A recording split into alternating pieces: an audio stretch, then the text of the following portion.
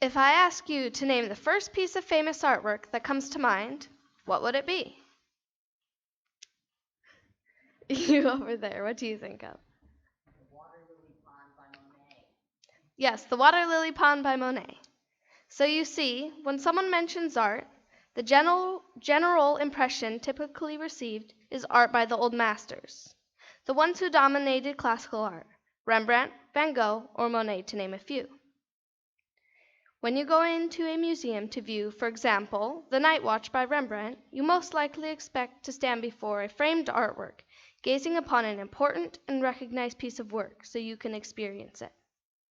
But when art stares us straight in the face, or passes us on the street, or sits upon store shelves, it often goes unnoticed. We don't even recognize the everyday places we see art around us.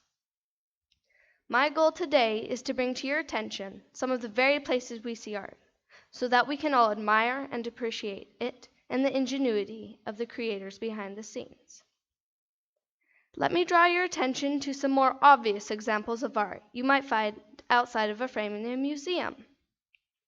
Look at street art in our own city of Schenectady, where you will be able to see graffiti on various bridges, brick walls, and buildings. Once called a tag to commemorate an accomplishment of a bad act, graffiti has come into its own. It can be found decorating bare city walls to bring color and life to a dull spot, and on upscale urban projects to make it cool. Other amazing forms of street art include 3D chalk pictures, which make the pedestrian stop short from fear of falling into a bottomless pit, where in actuality, there's just a plain sidewalk. Some cities have even incorporated art into their urban renewal programs. But have you ever seen an abstract object and considered it art? Art doesn't have to be made to look pretty, but can reveal depth of feeling. Iron bars, those oppressive, injurious instruments used to contain live things, can be deeply expressive of human emotions. Such is shown in the artist Susan Eisen's artwork, Once, where deep human emotion is expressed through abstract means. Body art can be either obvious or subtle and prevails throughout our culture today. When I saw the works of Ryan Miller, multi-award-winning tattoo artist, I was in awe of the beauty that could be captured on skin. I'm not a big fan of tattoos. To be honest, I don't like them at all. But when I saw what he could do, I realized that tattoos are a type of art that not everyone can like, but they should respect the artist at least. Some of you are no doubt familiar with Van Gogh's Starry Night, but have you ever seen it painted on an eyelid? I mean, yes, we all know that makeup is art, and that putting on crazily different colored eyeshadow is cool and all. But to put that skill and effort into these recreations of famous pieces of art is simply incredible to see. Even though this type of art is stunningly beautiful, I recently became acquainted with a new form of art, which I never considered to exist at all. And I'm guessing most of you don't know about it either.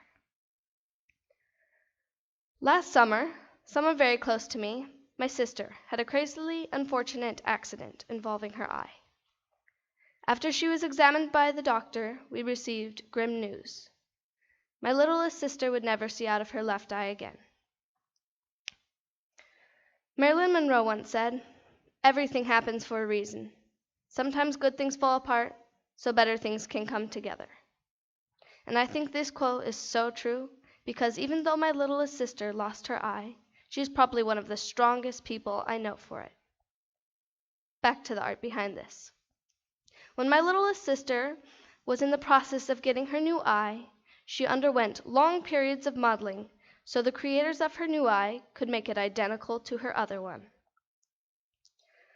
To look more lifelike, the eye was first.